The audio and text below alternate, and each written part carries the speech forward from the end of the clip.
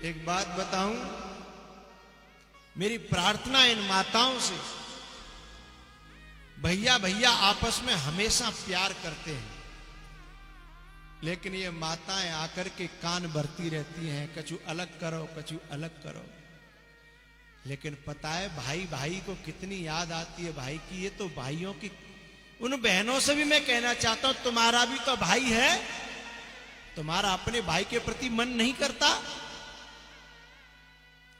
यदि कोई भाई अपने बड़े भाई की या छोटे भाई की मदद कर दे तो घरवाली तुरंत कहेगी सबे मई दे दो।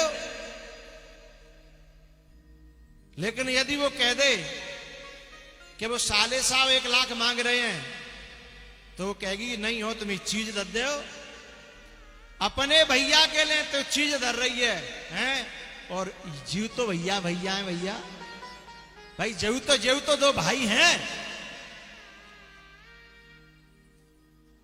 कोई जरूरत पड़ेगी तो अपने मायके में तो अपनी बहनें बुलावेगी, नंदे नहीं बुलावेगी। क्या बिगाड़ा है तुम्हारा? भाइयों को मिलने नहीं देती। माताओं से मेरी प्रार्थना है, भाई भाई को अलग करने की कोशिश मत करना, नहीं तो तुम्हें भी वही पाप लगेगा जो भूतों को पूजने वालों को पाप लगा करता है।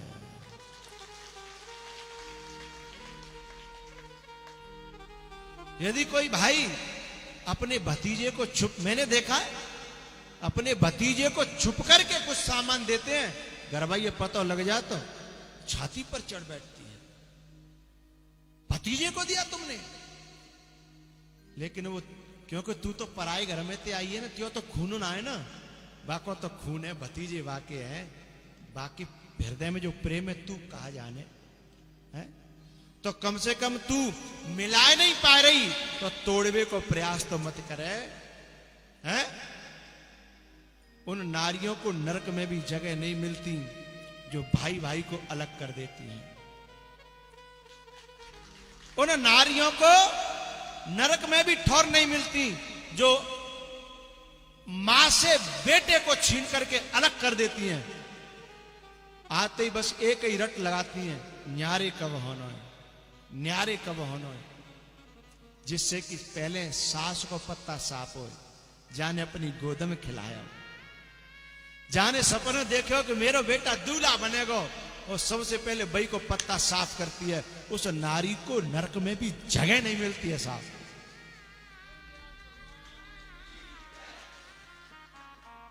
बेचारी मां ये हमेशा पूजा करती है, मेरे बेटा की ऐसी बहू आवे, ऐसी बहू आवे, और जब बहू आकर के उसी मां के कलेजे पर छुरी चलाती है तो क्या उसे परमात्मा क्षमा करेगा? मैंने ऐसे ऐसे बेटों को देखा जो अपनी मां से मिलने के लिए छुप करके जाते हैं और मां से कहते हैं बताना मत, नहीं तो वो तेरे से भी लड़ेगी और मेरे से भी लड़ेगी। जिनके पतियों को अपनी मां से मिलने के लिए छुप के जाना पड़ता हो, वो बहू नहीं है, वो तो वह घर की सबसे बड़ी डाहिन है, डाहिन।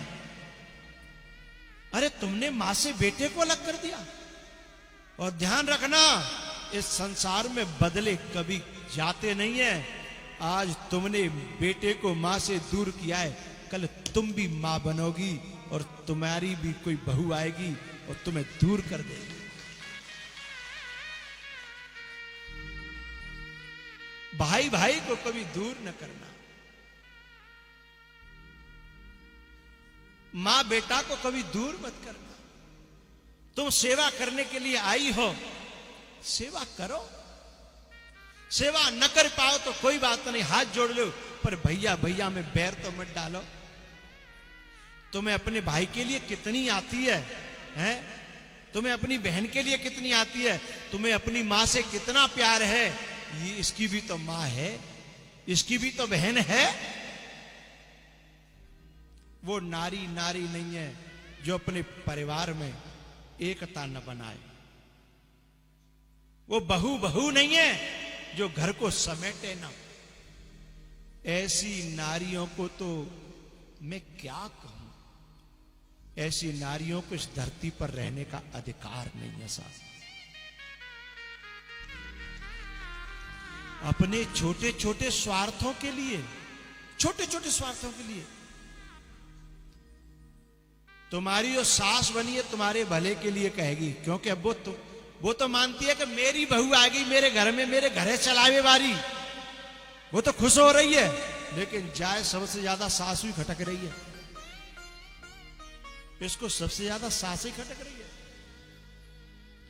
जो तुमको देख करके खुश हो रही है और तुम देख करके उसे कुड़ रही हो, तो तुमसे ज्यादा पापी इस धरती पर दुनिया में कोई है ही नहीं है।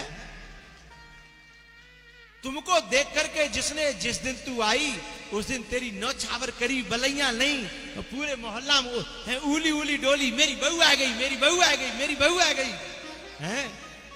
आज तेरे कोई वो मां अखरने लगी, धिक्कार है साहब। ऐसी बहुओं के मां बाप को धिक्कार, उनके खानदान को धिक्कार, उनके मायके को धिक्कार करता हूं। उनके मां बाप ने यह नहीं सिखाया कि बेटा घर को बिगाड़ना नहीं, तू जा रही है तो घर को बनाना। वो अपने मां की कोख को कलंकित करती हैं, अपने बाप के खून को कलंकित करती हैं। वे जो भैया भैया को अलग करे, मां बेटा को अलग करे, अपने भतीजों से चाचा को मिलने न दे, अपने भतीजों से ताऊओं को मिलने न दे। अरे तू तो घर को मिलाने आई थी कि घर को तोड़ने आई थी? अरे तेरे जब दरवाजे पर तेरा पांव अंदर डाला गया तो पांव डालते समय नाज से भरे हुए बर्तन की मैं ठोकर लगवाई थी कि धन दान से भरी लक्ष्मी घर में आ रही है। लेकिन लोगों को क्या पता था कि लक्ष्मी का रूप बना करके डाहिन घर में आ रही है? क्या पता था?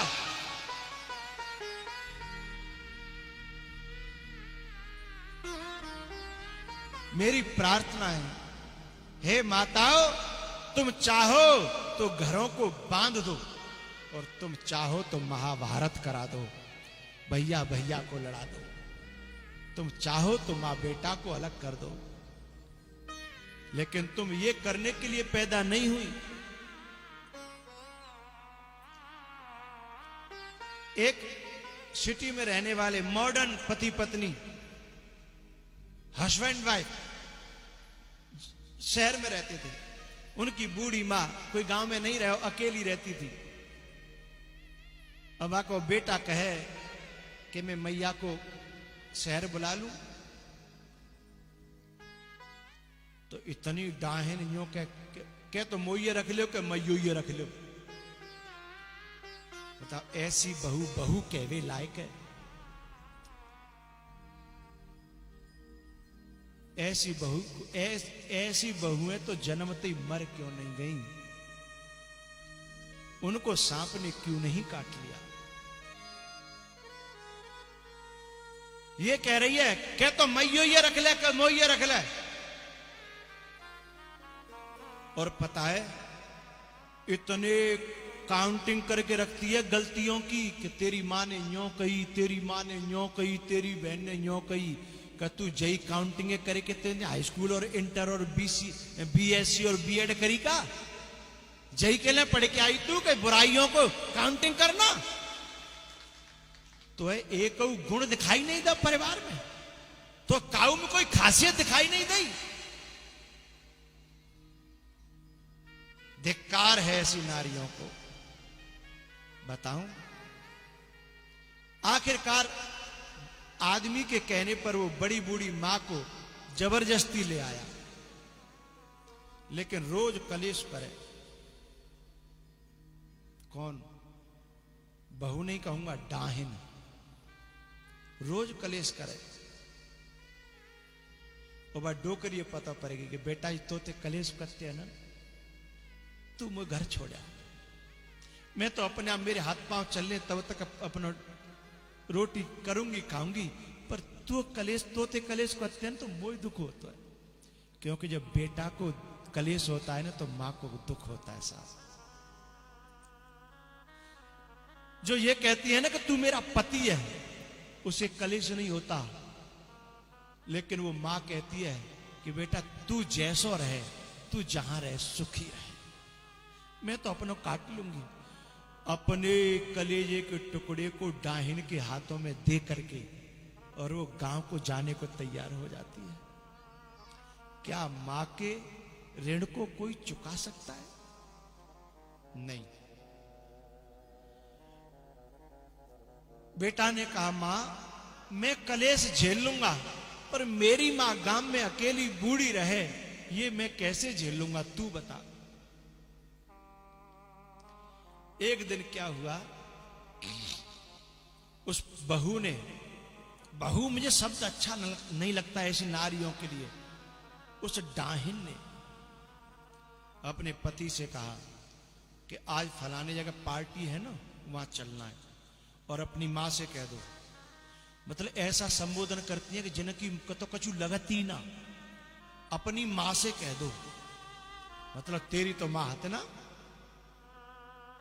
अपनी मां से कह दो कि बगल में जो मंदिर है ना, यहां से 2 किलोमीटर, वहां पे भंडारा चल रहा है, वहां पे खाना खा लें, क्योंकि आज हमको तो वहां खाना है ना, पार्टी में जाना, काऊ को बर्थडे है। अब बेटे का कलेजा तो इतना नहीं कह पाया कि मैं कैसे कहूंगा मां से कि मां तू भंडारे में रोटी खाना और हम जाके जलेबी और रसगुल्ला बर्फी खाएंगे। उसने कहा तुम्हारी हिम्मत नहीं होगी, मैं जाती हूं। वो कहने के लिए चली गई। उस बूढ़ी बड़ी मां ने कहा बहू मैं वहां तक तो नहीं जा पाऊंगी क्योंकि 2 किलोमीटर है, पर तुम चिंता मत करो, तुम वो चावल बता जा, मैं चावल बना लूंगी और अपने आप खा लूंगी। ये बात नाती सुन रहा था। उस नाती की आंखों में आंसू, क्योंकि नातियों का दादा और दादी से बहुत लगाव रहता है। नाती रो गया कि मेरी दादी भूखी रहेगी और ये जा रहे पार्टी मनाने के लिए। उसने कहा मम्मी मैं नहीं जा रहा, मैं तो दादी के साथ रहूंगा। उसने उसको डांट डपट के कहा नहीं, इनको ये और लगता है कि दादा दादी के पास बालक ज्यादा रहे तो दादा दादी ते लगाव है जाओ। ये भी नहीं चाहती हैं कि अपने खानदान ते लगाव होए। कितनी बुरी बात है बताओ, अपने खानदान से खून को लगाव हो ये भी इन्हें सहन नहीं होता। उसको ले गई मार कूट करके। जब खाना खा करके उधर से आ रहे थे तो उस बालक ने एक बात कही, मम्मी जब मैं बड़ा हो जाऊंगा ना तो अपने घर में ही बिल्कुल घर से लगा हुआ बहुत बड़ा मंदिर बनवाऊंगा। तो उस नारी ने समझा कि इसका मतलब बड़ी अच्छी धार्मिक भावना उपज रही है इसके अंदर। उसने कहा बेटा तेरे दिमाग में ये बात कैसे आई मंदिर की? बोले इसलिए आई मम्मी क्योंकि जब मैं बड़ा हो जाऊंगा, मेरी शादी हो जाएगी, जब मैं अपनी पत्नी के साथ कहीं वहां जाऊंगा पार्टी में, तो मैं नहीं चाहता कि तुम्हें 2 किलोमीटर जाके भंडारा खाना पड़े।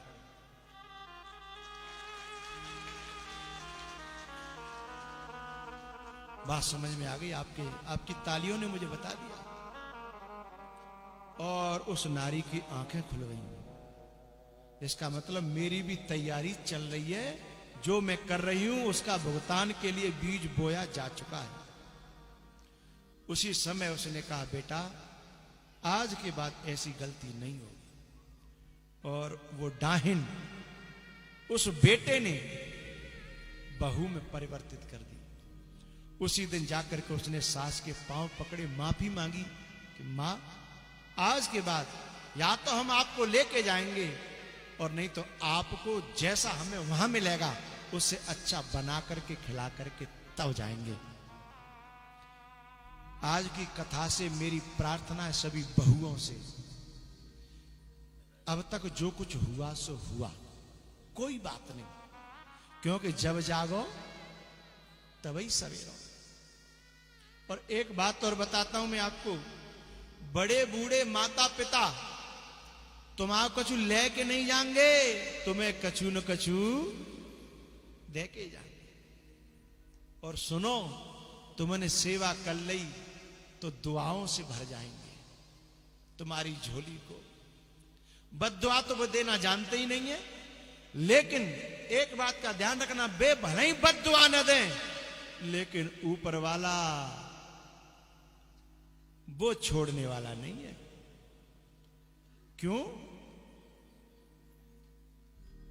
निज कृत कर्म भोग सब भ्राता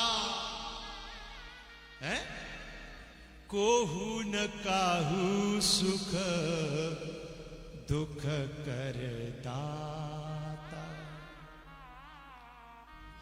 एक बात बताऊं,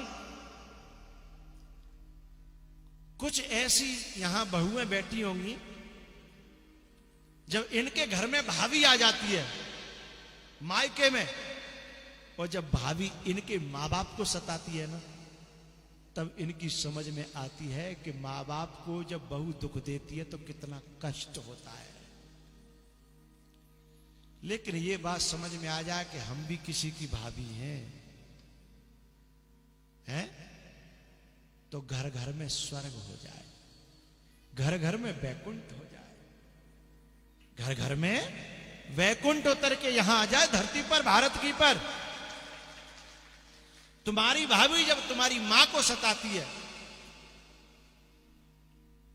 तुम्हारे बाप को जब उल्टा सीधा तुम्हारी भाभी कहती है, तो तुम्हारी छुरी तुम्हारे कलेजे पर चलती है ना, तो तुम भी किसी की मां के कलेजे पर छुरी चला रही हो। तो भैया भैया को कभी दूर मत करना प्यारे, मां बेटा को कभी दूर मत करना। हो सके तो मिलाना, मिला न सको तो कम से कम दूर तो मत करना। भला किसी का कर न सको तो बुरा किसी का मत करना है। पुष्प नहीं बन सकते हो तो कांटे बनकर मत रहना। भरत जी महाराज ने कहा कि हे गुरुदेव, एक बार मेरे प्रभु के केवल चरणों के दर्शन करा दो। एक तू ना मिला सारी दुनिया मिले भी तो क्या है।